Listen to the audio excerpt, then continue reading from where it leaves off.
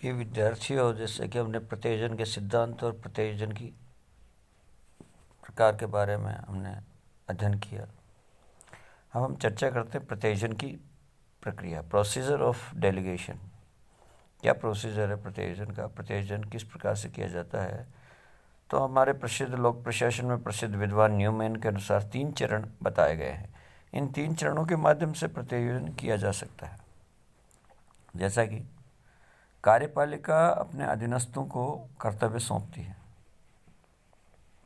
कार्यपालिका अपने अधीनस्थों को कर्तव्य सौंपती है और इन कर्तव्यों को पूरा करने हेतु सत्ता प्रदान करता है। तीसरा, इन कर्तव्यों को संतोषजनक समानता के लिए प्रत्येक अधीनस्थ को कार्यपालिका के प्रति उत्तरदायी बनाया जाता है। ये 3 प्रकार से या 3 तरह से प्रत्ययोजन किया जा सकता है। कार्यपालिका अपने अधीनस्थों को कर्तव्य सौंपती है। जैसा कि एग्जीक्यूटिव या कार्यकारिणी है, वो अपने अधीनस्थों को कर्तव्य सौंपती है। जैसे कि विधान बनाने का कार्य विधायिका का है, किंतु उनके पास विषय विशेषज्ञ नहीं होने के कारण और नवसिखिया पहली बार प्रतिनिधि चुन के जाते हैं और इतना प्रशासनिक और कानूनी जानकारी नहीं उनके पास तथ्य और आंकड़े हैं। इसलिए कोई योजना बनाने के लिए, योजना, नीति और विधि बनाने के लिए तो विधेयक के रूप में कार्यपालिका प्रस्तुत करती है।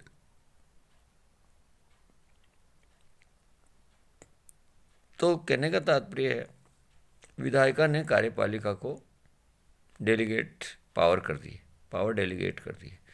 इसलिए कार्यपालिका अपने अधीनस्थों को कर्तव्य सौंपती है। इस प्रकार से जो कार्यपालिका है वह भी अपने जो सेक्रेटरी हैं, सेक्रेटरी के नीचे जो सरकारी मशीनरी है, उसको कुछ कर्तव्य सौंपती हैं। तो इस प्रकार से भी प्रत्ययोजन किया जाता है कि एग्जीक्यूटिव है, कार्यपालिका है, वह अपने अधीनस्थों को या काम करने, या इसका सीधा सा मतलब है कि इन जो चीफ एग्जीक्यूटिव है, जो चीफ मुख्य कार्यपालिका है, वह अपने अधीनस्थों को, सेक्रेटरी, सरकारी मशीनरी को कुछ कार्य सौंपता अधिकार सहित, तो उसको या उनको कर्तव्य दिए जाते हैं, ये या टास्क दिया जाता है, काम करें। तो इस प्रकार से कार्यपालिका अपने अधीनस्थों को कर्तव्य सौंप कर भी प्रत्ययोजन किया जा सकता है। अगला है, इन कर्तव्यों को पूरा करने हेतु सत्ता प्रदान करना। अब जैसा कि कर्तव्य एग्जीक्यूटिव है वह या कार्यपालिका है, वो अपने अधीनस्थों को कर्तव्य सौंपती है। अब कर्तव्य तो सौंपे जाते हैं, पर उसको पूरा करने के लिए उसको सत्ता होनी चाहिए, उसके पास पावर होना चाहिए। इसलिए इन कर्तव्यों को पूरा करने हेतु सत्ता प्रदान की जाती है। यानी जो मुख्य अधिकारी है या चीफ एग्जीक्यूटिव है, मुख्य कार्यपालक है, वह अपने अधीनस्थों को कार्य सौंपता है, तो उन कर्तव्यों को या कर्तव्य सौंपता है, तो उन कर्तव्यों को पूरा करने के लिए सत्ता प्रदान, अधिकार दिया जाता है, सत्ता दी जाती है, ताकि उन कार्यों को निर्विघ्न रूप से उनके भी जो अधीनस्थ सहायक कर्मचारी या मंत्रालय के स्टाफ है वो ठीक से अनुपालना करे। तीसरा प्रोसीजर है, इन कर्तव्यों की संतोषजनक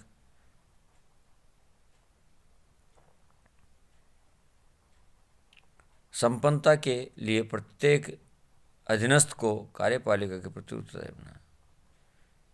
अब जैसा कि इन कर्तव्यों के पूरा करने के लिए सत्ता प्रदान की गई है, तो इन सत्ता प्राप्त करने के बाद इन कर्तव्यों को संतोषजनक संपन्नता के लिए प्रत्येक अधीनस्थ को कार्यपालिका के प्रति उत्तरदायी बने। यानी जिनको वो कर्तव्य सौंपे जाते हैं, कार्य सौंपे जाते हैं, उसके प्रति उन्हें टास्क या समय सीमा दी जाती है कि आप इतने समय में करें। तो उन कार्यों के लिए कार्यपालिका के जो अधिकार व सत्ता सौंपता है, जैसे कि चीफ एग्जीक्यूटिव कार्यपालिका सौंपती है, तो उसके प्रति उत्तरदायी भी बनाया जाता है कि आपको ये काम करना, तो उसके प्रति उत्तरदायी भी है। हालांकि पूरे विभागाध्यक्ष या पूरे विभाग के या पूरे कॉलेज के तो प्राचार्य या विभागाध्यक्ष ही प्रमुख रूप से उत्तरदायी होता है, किंतु जो कर्तव्य सौंपे जाते हैं उस पर वह अधिकारी अनुशासनात्मक कार्रवाई या वित्तीय अनियमितता के बारे में अगर अनाचार पाया जाए तो वो कार्रवाई कर सकता है।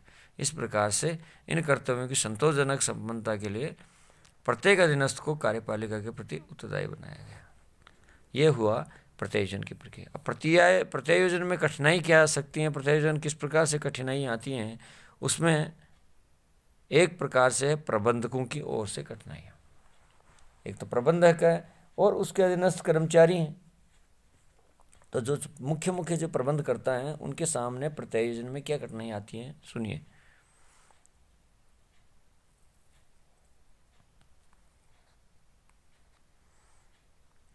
निर्देशन की योग्यता का अभाव। जैसा कि प्रबंधक या चीफ एग्जीक्यूटिव या विभागाध्यक्ष, निर्देशन की योग्यता का अभाव देखा जाता है। यानी आप किस तरह से काम करवा सकते, खुद आप कितना ही अच्छा काम कर सकते हो, किंतु 5 आदमियों से काम करवाना सबसे महत्वपूर्ण है। तो निर्देशन की योग्यता का अभाव माना जाता है। यानी आपके निर्देशन में आपका अधीनस्थ काम करे या नहीं करें, तो ऐसी स्किल डेवलप करनी चाहिए, ऐसे टैक्ट अनुभव डेवलप करने चाहिए ताकि आपकी आज्ञा की, आपके निर्देशों की अनुपालना ठीक ठीक से हो सके। इसलिए प्रबंधकों की ओर से कठिनाइयाँ ये आती है कि निर्देशन की योग्यता का अभाव या ठीक से हम समझा नहीं पाते। दूसरा है मिथ्या दम। प्रबंधक या उच्च अधिकारी विभागाध्यक्ष में एक मिथ्या दम भर रखते हैं कि हम बहुत बड़ी सर्विस में आए। जैसे एडमिनिस्ट्रेशन की दृष्टि से हम कहें ये एक मैनेजमेंट के सिद्धांत है। मैनेजमेंट का माना प्रबंध करना, प्रबंध का करना, व्यवस्था करना। तो ये प्रबंध जगत के जो सिद्धांत हैं वही सिद्धांत लोक प्रशासन में भी आए हैं। इसलिए हम यहाँ लोक प्रशासन की बात करते हैं तो मिथ्या दम। जैसे कोई भी IAS अधिकारी है, पूरे ऑल इंडिया स्तर पर बड़ी परीक्षा पास करके आता है और वो अपने आप को एक विशेष मानता है, जबकि वह लोक सेवक होता है, जनता की सेवा के लिए। उसको जो भी सुख सुविधाएं मिल रही हैं वो जनता की सेवा के लिए मिल रहे हैं, किंतु उसमें एक इन्फिनिटी कॉम्प्लेक्स आता है कि मैं बहुत बड़ा आदमी हूँ, मैं ज़िले का मालिक हूँ, या मैं बहुत बड़ी परीक्षा पास करके आता हूँ, तो मैं इन लोगों से अलग हूँ। और उनकी सोसाइटी भी वैसी है, उनकी कंपनी भी ऐसी है, उनका कल्चर, क्लब में जाना आना भी ऐसा ही है। तो एक तरह से इनमें मिथ्या दम देता है। इसके कारण भी प्रत्यायोजन में कठिनाई आती है। अगला है अधीनस्थों में विश्वास का अभाव। जो अधीनस्थ लोग हैं उनमें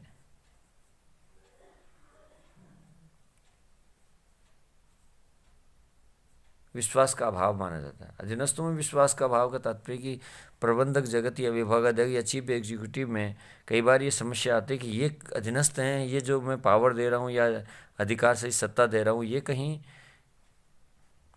कर सकेंगे कि नहीं सकेंगे। अधीनस्थ मेरे से ज़्यादा अच्छा कर सकते हैं, पर उनको ये लगता है कि अधीनस्थ, क्या मैं ये जो अधिकार डेलीगेट पावर कर रहा हूँ या अधिकार सत्ता सौंप रहा हूँ या ये कार्य सौंप रहे हैं, कर्तव्य दिए जा रहे हैं, उत्तरदायी बना रहे हैं, तो क्या ये पूरा कर सकेंगे।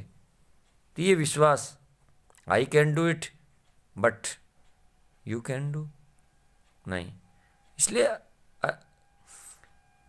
इसलिए विभागाध्यक्ष के अधीनस्थों में विश्वास का अभाव देखा जाता है। अधीनस्थों का संचय,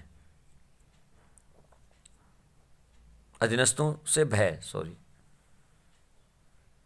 कई बार विभागाध्यक्ष अयोग्य होते हैं, या कह सकते हैं उनको काम करने का तरीका नहीं आता। प्रमोशन से हो गए, या वह ठीक से 5 आदमियों से कन्वर्सेशन करके या 5 आदमियों से सही ढंग से निर्देशन नहीं कर सकते। इस दृष्टिकोण से उन्हें